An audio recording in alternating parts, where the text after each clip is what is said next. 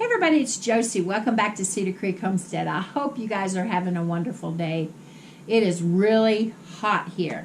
We had a long, really cool springtime. Cold really on some days. And boy, that cold turned off and somebody turned the heater on and it is hot. The last 2 days has been almost 90 degrees. And we've got a whole week of those temperatures, and we have a whole week of rain showers, some days with possible storms and humidity. And so summer is going to kick in hot and heavy for us, and that of course always means gardening and all the things that comes along with summertime. And we've got our garden started, our tubs anyways, our mineral tubs. We've got our lettuces and radishes and that kind of stuff going. And our tomatoes are ready to go out in the garden. They're big enough now. Warm enough temperatures, ground temperature, soil temperatures. That our peppers, we got some up and got a pretty good germination on some of them. But then little Howie knocked the soil tray over. And he didn't intentionally do it, but he did get it knocked over, and so we replanted the peppers and are waiting for those to come up. So I will plant them in the garden when they're mature enough and ready to go. And we still have time here in May. We have a long growing season all the way till frost for our peppers, and so I'm not really worried about that. But I may go ahead and pick up some jalapenos and some bell peppers and a few other items just to get them planted out in the garden, that I can have some peppers when I'm canning some of our items this summer and need peppers to go along with it, because it's going to be a while before I have any peppers from my own seed. And so we're clipping right along. It'll be time to get all of our other things in the ground, and we're excited about that, thinking about all the good things that we can put up this year. We've got big plans. Cheyenne, we had big plans last year for Cheyenne to learn to grow the garden and to put things up. She was excited about that. And then little Rowdy decided that he wanted to arrive a little bit early. And then those of you that have followed the channel for a while know that he was born and had an unknown, to this day, unknown illness and infection in his body, and he was in the NICU for a month and was on 14 very high-powered medications. They weren't really even sure that he was going to live, so we weren't able to do all the gardening last year, and that's okay. We had stocked shelves.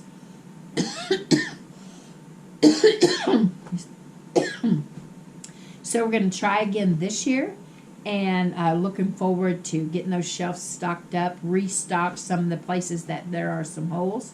A lot of tomato products we're hoping to put up. And I hope that you guys are doing the same, are working, those of you that are able, working on your gardens, getting them out. Those of you that can't have a garden, hopefully you know of sources that you can get fresh produce, fruits and vegetables to be able to put up for your family. And I'm taking advantage of the grocery store sales, and we never want to put anyone down for doing that. I myself have canned goods that I bought from the grocery store, and I'll never point a finger at anybody else and say, well, they're not the real deal because they don't grow everything. We all need a little bit of grace this day and hour trying to get our pantry stocked. So I thought we'd just talk a little bit tonight about our gardens, and not necessarily gardening techniques or the things that we're planting, but how peaceful that our garden can be for us. A retreat, a getaway, a vacation, so to speak, away from the things that are going on around us. If we can make it a habit to go into the garden and to leave all the pressures of the day on the outside of the gate. You may not have a gate. We have a gate that we can go into our garden from. So whatever your entrance is, if you can make yourself mentally leave those things at the garden gate and enter in and spend a little bit of time in peace, a little bit of time pondering and thinking about life and thinking about your joys and the things that you have to be happy about. I have always felt at home in the garden.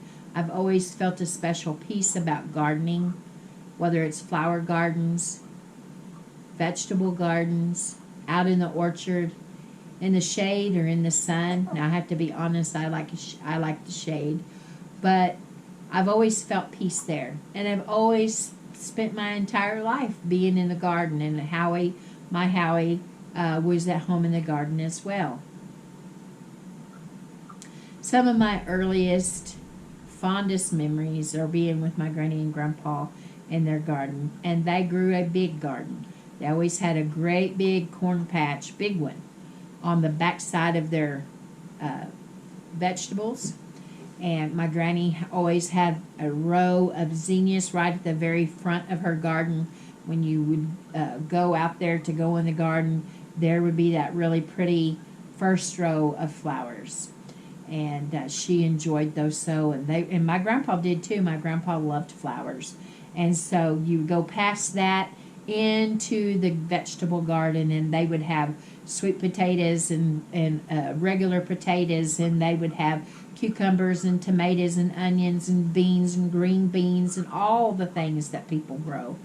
Granny and Grandpa had those, and I loved to kick my shoes off and walk barefooted through their garden, and it seemed like it wasn't rocky. Now, Howie and I had one of the farms that we lived on, the place that our house burnt when we lived there in Arkansas. That was rocky. We grew rocks in that garden, Howie always said. We grew good tomatoes, but we had lots of rocks too. But my granny and grandpa's garden, oh my word, you could walk through there and just enjoy the dirt and on your feet. And that might sound strange to some of you that have never tried it, but that's one of my favorite things to do is shuck those shoes off and get my toes in the dirt and walk up and down Granny and Grandpa's soil with the heat on that soil, and it just was something kind of therapeutic to me. But what I loved the most was being there with people that I loved very much and hearing them. My granny was always singing a song, a hymn, and Grandpa was a wonderful storyteller. He loved to tell stories about his childhood and the things that he did with his siblings and his friends, about his schoolhouse, and his cousin was his teacher, and all the things that they used to get into. And we would just laugh and have such a good time out there. I loved the peace and the security, feeling that I was safe and tucked away from all the cares of the world being out there with them.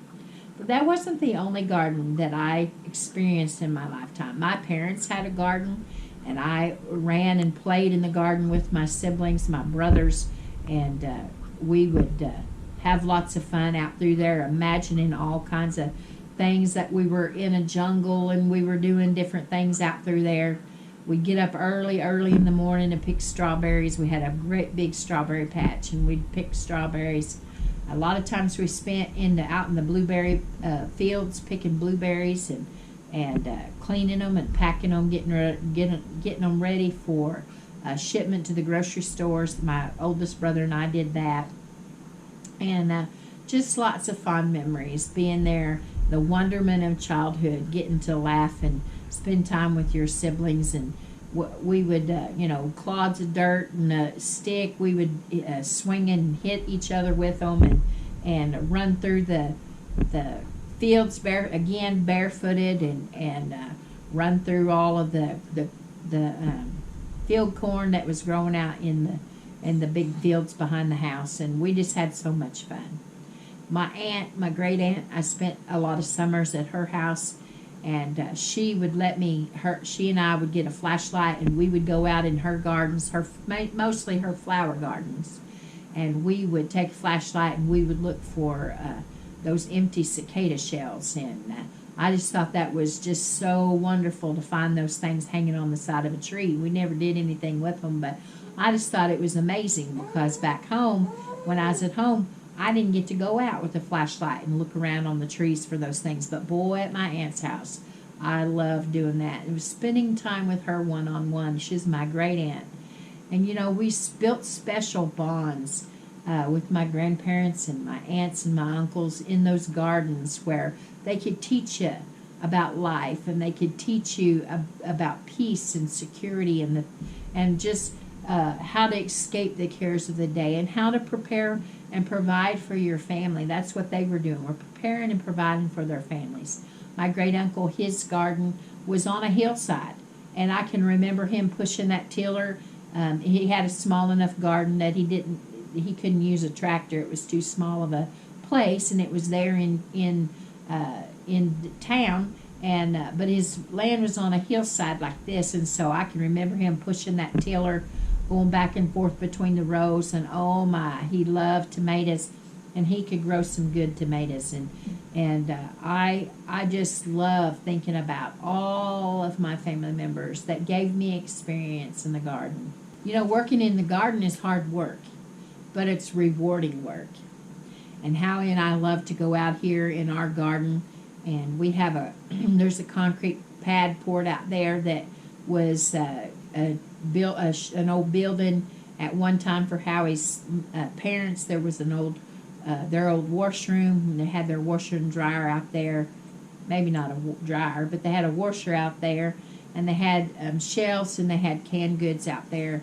And that's long gone, long years gone now. And before Howie passed away, he had wanted to make it a type of gazebo or a little building for us out there in the garden. And so he put posts up, those big 4x4 posts, and didn't get the roof put on it. But that's coming in the future, and I told you guys that same thing last year, and it is coming eventually. It's on the list. But what we wanted it for is we love to set it there in our chairs, folding chairs or rocking chairs or whatever chairs we happen to have up there, in any garden that we ever had in the time that we were married, which was 27 years before he went home to be with the Lord. We liked, after our garden work was done, we'd get iced tea or iced water or whatever it was, or early in the morning it was coffee, and we would sit and we would admire the garden. Not our work, not our hard work, although we acknowledged that we worked hard. But we gave the Lord thanks for our garden and for the things that were growing. And we were happy to watch them. There's something about sitting back and just being quiet and listening to the things grow and being happy. I saw a little quote that said, "How lovely is the silence of growing things." That's what I got to thinking about gardening and thinking about whether that was true or not. And it is true. Howie and I love to sit back and just enjoy looking at the things and watching them grow from day to day. One of my favorite things is to go out, and I usually do it on day one. From the day I plant the seeds, I guarantee I'll go out the next day and look, knowing good and well that their seed is not going to be, or the little seedling's not going to be up yet, but I still go and look in anticipation, expectation of that growing thing, of that thing being blessed and growing and popping up out of the ground. And it's fun to watch for the promise of a tomorrow when you see those things. That's what they are. When you see little tomato seedlings growing up and they get their little yellow blooms on them, and you just almost can taste that little tomato. Makes you want to carry a salt shaker out to the garden with you, because you know in just any day you're going to be able to have that ripe tomato and pick it off the vine and enjoy it. Or your cucumbers, or your beans, or your watermelons, or whatever it happens to be that you're growing. It's exciting to watch. But there's another important thing about it. When you sit back and you watch that thing grow, you're also taking the time to give yourself rest and to find peace and to relax from the cares of the day. You know, I count myself blessed to be able to sit back and to enjoy the garden, whether it's vegetables and fruits or it's flowers, whether it's sunny or shady or overcast, breezy. I like to enjoy watching the things grow. Oh, just a minute. I want to remind you guys that the joy and the benefits that we get out of the garden by growing our own foods and being able to put things up has a side benefit, has a side joy, and that is to be able to relax from the cares of the day.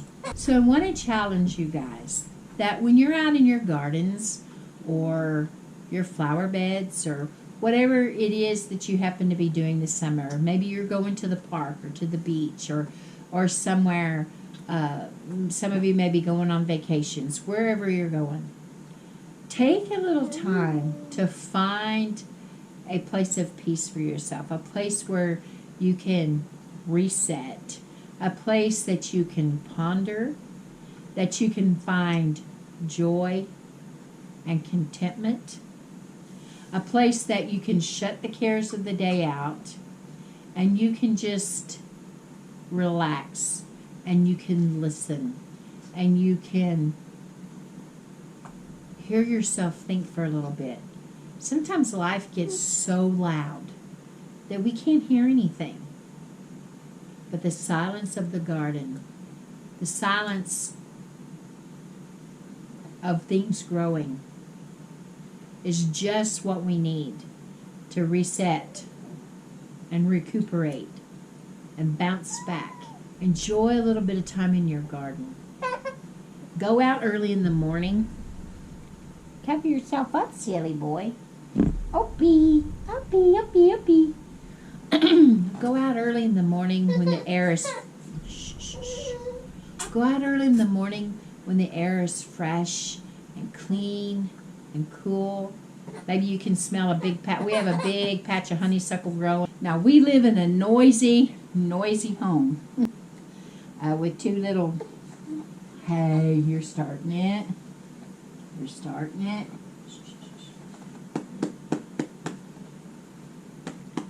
So I would encourage all of you to spend a little bit of time in your gardens, your flower beds. Drag you a chair over to your garden. Get you a glass of iced tea or a cup of coffee or some ice water and find you a nice shady spot. Or go out early in the morning or late in the evening when the sun is going down. Now we have a big patch of honeysuckle here, and I love, okay, just a minute. I'd love to go out and early in the morning or late in the evening when the breeze is blowing and smell that honeysuckle and spend time in the garden. So I hope that I've encouraged your hearts to leave all those things aside and spend a little bit of time in your garden. Yeah, it's hard work, but it's worth it to just be quiet and listen to the things grow. Until next time. Okay, baby, just a minute. Until next time, guys, this is Josie. Listen, you getting tired. Until next time, guys, this is Josie and baby Rowdy. I love you. I really do. Keep looking well to the ways of your household. And until next time, we're gone.